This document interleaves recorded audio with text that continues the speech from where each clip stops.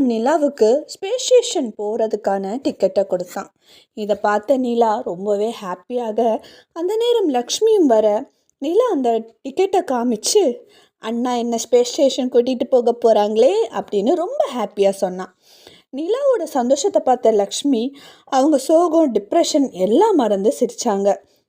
இதை பார்த்துட்டு இருந்த லக்ஷ்மி, ஆமாம், உனக்கு தான் ஆஃபீஸில் லீவே கிடைக்காதே, எப்படி அவளை கூட்டிகிட்டு போக போகிற அப்படின்னு கேட்க, அதெல்லாம் நான் கூட்டிகிட்டு போவேன் அப்படின்னு சொன்னான்.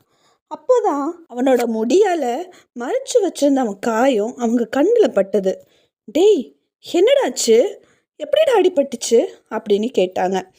அதுக்கு அர்ஜுன், அது ஒன்றும் இல்லைம்மா, ஆஃபீஸில் ஒரு சின்ன பிரச்சனை, அதான் சஸ்பெண்ட் பண்ணிட்டாங்க அப்படின்னு ஜாலியாக சொன்னான்.